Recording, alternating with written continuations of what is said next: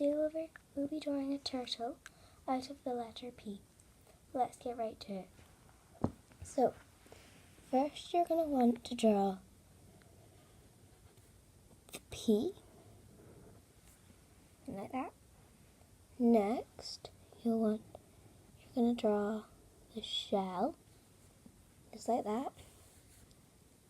After that, we're drawing 2 feet and a tail for the turtle. And we're going to draw some patterns on it, because every turtle in my book has little patterns to shell even. Then we're going to draw a little eye sleeping.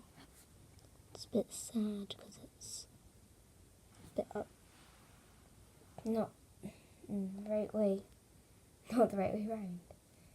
Right, so I'm going to show you, just going to colour it in. So I'm back, and that is the turtle all coloured in. So I hope you like this video.